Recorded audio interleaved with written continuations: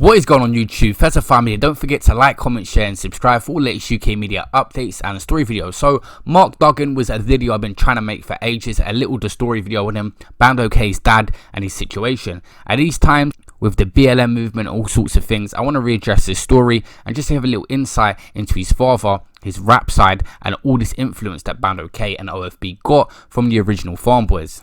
As always, we start with the intro and facts, just to give you guys a little insight. He was born on 1981, September the 15th. Of course, he grew up in the famous Broadwater Farm. Today, the reputation there has gone crazy and are known for a lot of rappers, but back in the day, it was quite a rough place full of gangs. It was said that he was in a gang called Star Gang, but they denied the image of that. His family said the police were trying to paint his image a certain way to make it look better, in the case we'll discuss later. He had 6 kids altogether.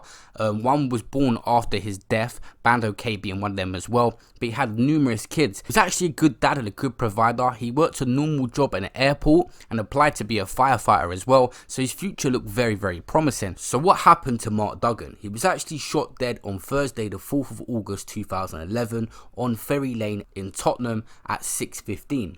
The death happened by firearm officers. They had said he had a gun on him, so when they got out, they thought he was shooting them, so they shot him and killed him. He was in a minicab. When he got out the car, 2 shots were fired by the police and they said he was carrying an illegal firearm which was recovered from the scene. The next day, IPCC, who deal with complaints of police, were appealing for witnesses to the shooting. The day after that, on Saturday the 6th of August, around 300 people gathered outside a police station in a march against the police, and they said they want justice for Mr. Duggan and his family. The process began peacefully and then violence started to begin as bottles were thrown and 2 patrol cars were set alight.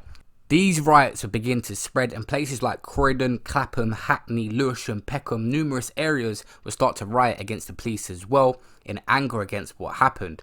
Places like Croydon hit the worst when Reeves Corner was destroyed and buildings were set alight, cars were set alight, and these riots were going crazy. I was actually in Croydon at the time and I remember back in the day how fast it spread. People were taking things out of shops and doing crazy things. It got out of control really quickly and the police couldn't handle it. The situation got under control within a few days. On Tuesday the 9th of August, a couple days later, they said there was no evidence Mr. Duggan opened fire on the police after being shot dead, which would make even more anger in the community. The police said there was no evidence of a handgun found at the scene or that was fired. This was on the news and a lot of people and his family were distressed by this, understandably. The next month in September, frustrations were brewed even more. His family saying they have no faith in the IPCC in investigation into his death, thinking they're not going to have any confidence in the police taking a rap for this. His family were getting really angry. They was appealing, there was in interviews and stuff, and understandably, it didn't seem like there was any chance the police could really look into this and take his side over the fellow police force. In October 2011, the family were more positive and gave the police a chance to have a proper inquiry into Mark's death. They said he was not bad enough or mad enough to draw a gun on a police officer as of a friend's comments.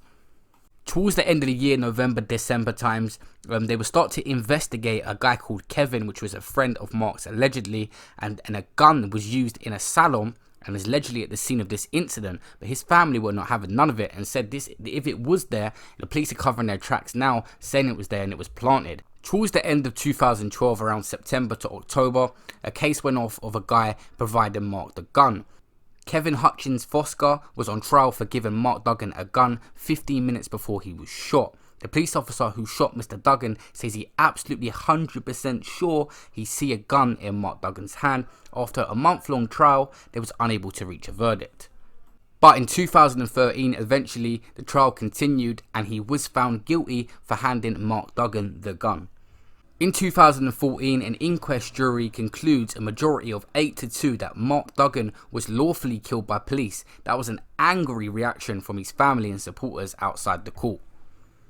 But in 2015, October 27th, Mark Duggan's family won the right to launch another review into the inquest and finding that he was lawfully killed after challenging a High Court 2014 ruling. On that case, the Met and the family come to a settlement and an agreement over the proceedings, so it's pretty much done. The case now, iconic case. A lot of videos are coming out reenacting what happened and everything to get details on whether he had the gun. The family said it was planted by the police, all this speculation. It was a really iconic case for years, and the true story, there was a film even being brought out on it and numerous things, and a very, very iconic case in history. Mark Duggan will be remembered forever. There was tribute songs on YouTube. Frisco dropped a tribute song which had 150k views, just called Mark Duggan Tribute. Wretch32 touched on it on something called Open Compensation. Joe P dropped something as well called RIP Mark Duggan, and this touched a lot of people. Tributes were pouring in all across socials back in the day on Facebook and stuff, and really a buzz was going around, and this is where that Black Lives Matter thing started and people were taking it serious. The Black Lives Matter thing would go crazy, and it would show the media's agenda. A lot of things were getting exposed, like how they would use his picture and crop out what he was actually doing. Basically, he was at his mum's grave and paying tribute to her, and they cropped out the photo because it wouldn't make him look thuggish to show that. But it's safe to say Mark will always play a big part in the Black Lives Matter movement. 2011 it was booming off, recently coming again with the George thing that happened in America, but we've seen our own stuff in England like this.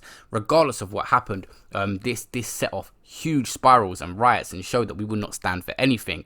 In terms of the plea and what happened and the trial and stuff, a lot of people agree with Mark's side, a lot of people agree with the police and stuff, his family, and the speculations go on, but the family are still grieving to this day, so it's not right to comment on that, on what I think. I personally do not know. I didn't look through every single case deal. I wasn't in the courtrooms and stuff, but I know for a fact the police are more inclined to pull a gun out and shoot a black man in this generation and this day and age, which is crazy. The protests are good things to happen. When it gets out of control, obviously it's not, but when we actually protest, it shows you police are going to be exposed if you do things like this to innocent people.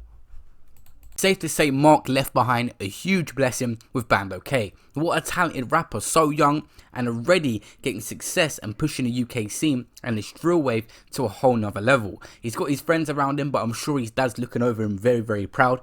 Bandokay looks like his dad so much, which is crazy, and this guy, without using his dad's name or anything, has pushed and done his own thing, and I'm sure a lot of people have got to respect him for the fact that what happened to his dad and stuff, and still pushing forward and creating success for yourself despite an upbringing that must have been tough without a father. Thank you guys for watching this video. Rest in peace to Mark Duggan. All the best to Bandokay in the future, keeping his name alive, and the Black Lives Movement as well, keeping his name alive. Who do you guys want to see on the story next? I enjoyed making this episode.